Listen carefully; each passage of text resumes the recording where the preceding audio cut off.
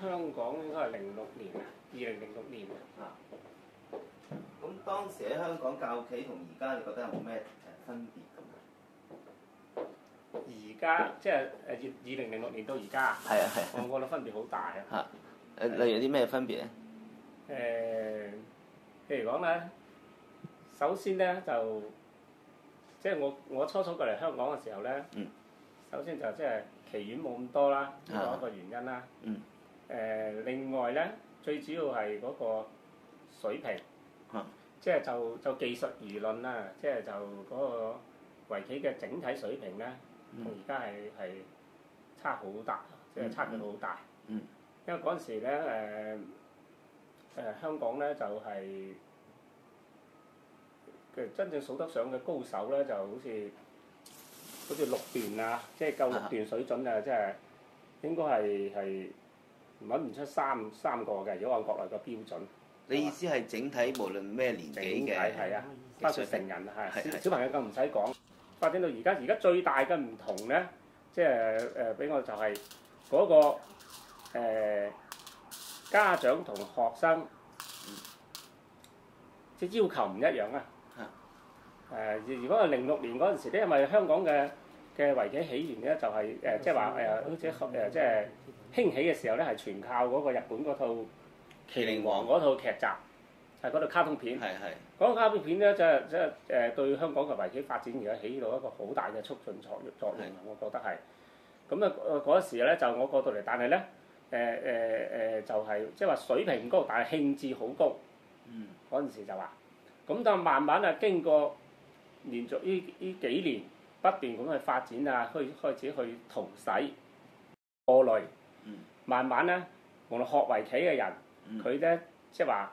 從一開始嗰個對圍棋嘅純係一種興趣去學，到而家咧係有目標有要求去學，所以喺嗰個觀念上已經產生咗變化啦。即係原嚟嘅即係06、07啊嗰幾年，特別更早啊，如果係就算我未過嚟，我知道05年嗰陣時，我都了解過香港嗰啲個初圍棋嘅起步嗰啲係更係啦，純係一種興趣，即係一種喜好啊！即係話流行嘅睇到啊個電視嗰個劇集一做啊，嗰個卡通片咁個個都跟住話圍棋好玩，就純係一種玩嘅心態。而家咧發展到而家慢慢就譬如最近呢兩年啊，就變咗唔僅僅係玩啦。係要求，即係佢哋家長嘅要求產生一個，即係要出成績，係嘛？咁隨住咧就陳乃新哋啊，即係一代新生代啊，陳志軒、翟以卓啊之類啊，仲有即係話好多啦，即係呢啲新生代嘅水平一提升，咁啊接住咧就即係帶動咗整個香港嘅圍棋整體水平提高，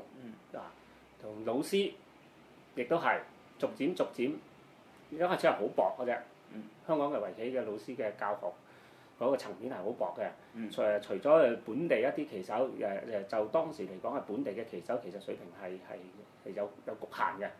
就話咁自從咧，即係內地一啲引進啲內地嘅老師啊，包括我咁啊，過到嚟之後啦，即係嗰個帶咗好多新嘅教學理念出嚟，同埋嗰個首先咧就喺技術上已經係提升咗好大嘅一步啦。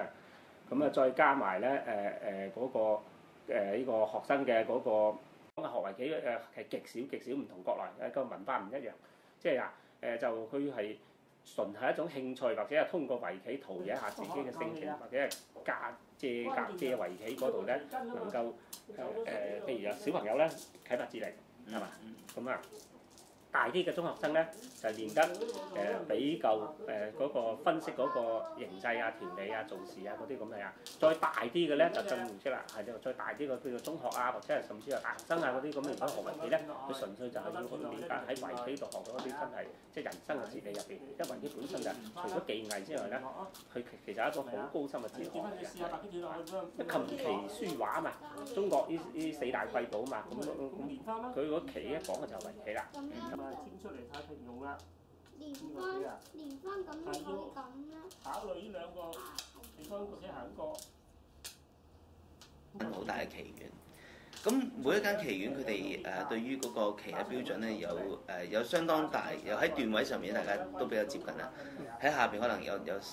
多少分別？其實以你嘅經驗嚟睇啦，譬如由完全唔識圍棋，去到接近到段嘅階段啦，呢個過程喺香港呢個咁特殊嘅環境啦，而佢哋嗰小朋友小朋友有咁多其他嘅嘢，譬如一啲琴啊，或者係其他嘅活動啊，咁多嘅嘢去參與嘅話，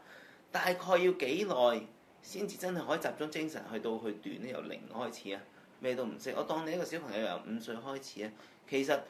可能較為合理，即係真係希望走到呢個過程，去控制到呢種文化。咁你覺得係大概需要幾耐時間呢？即係以我嘅經驗嚟睇咧，如果係即係話呢個即係以香港啦，香港小朋友咧，由於學圍棋，佢嘅興趣班比較多，學嘢比較雜。咁就按一個禮拜一堂嚟咁計，即係唔請假咁，你一個月你都係4堂到嘅啫。咁4堂嗰其實咧喺投入圍棋嘅時間咧係唔即係唔夠嘅，因為即係話但係咧，如果但係冇辦法，你興趣多，你只有兼顧其他嘢嘅情況下，就特別係唔係影響學業嘅情況下學。咁如果係要照咁嘅進度嚟講咧，一般嚟講一個正常嘅小朋友，即係當然除非佢對圍棋冇興趣或者個啦，呢個另當別論啦。如果佢對圍棋有好似好大興趣嘅，咁咧正常嚟講，從入門到咁嘅話咧，即係一個業餘嘅嗰個點樣嚟講咧，一般咧3年之內咧，佢無論如何都應該要入段嘅3年。呢個係最咁嘅啦。如果係話聰明啲嘅小朋友，就更然之唔使講啦。即係我按即係一個禮拜，如果你話一堂嚟論，如果一個禮拜超過一堂嘅，佢甚至更快啦，係嘛？咁如果我嘅教學經驗嚟講，嗱，好似話進步比較快嗰啲，即係話，尤其係咧，佢一般個階段係咁嘅，入門嘅階段係好快嘅，進步係好快嘅。入門如果係至到10級嚟講，正常嚟講嘅話咧，佢喺大半年時間應該可以做到㗎啦。有一個正常嘅小朋友，即係如果佢咁犀利啊！係啊，可以做到㗎。但係咧，即係話我哋要講翻嚟，如果我係講話嗰個小朋友嘅投入，當然啦。如果你話你一個禮拜，你有時請下假呢樣嗰樣，咁實質如果你平均唔到，如果你平均能夠話做得到一個月肯定嚟上4堂，按1個鐘頭個半鐘頭咁計嘅話咧，其實可以㗎，因為個進步咧係入門至到10級嗰段時間係好快進步㗎。即係嗰段時間，嗱你一到咗咧，佢一般係分個平口。好啦，10級至1級嗰段時間，特別至5級嗰段時間，就可能會稍稍緩和一下，係嘛？咁咧，但係一到咗5級咧，如果去到5級咧，已經到圍棋已經係標誌着佢算係即係話5級嚟講都算係喺級別嚟講算高級㗎啦，即係按級數嚟講，即係嗰個按級別唔係以段嘅位置嚟講，佢就算高級啊嘛，5級係嘛？咁嘅話咧，佢到1級嗰段時間咧。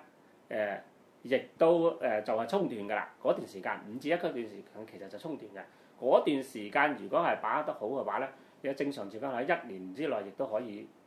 入段嘅，係嘛？咁就問題你嗰個跟住嘅投入啦，最主要其實同個投入係好重要，好重要。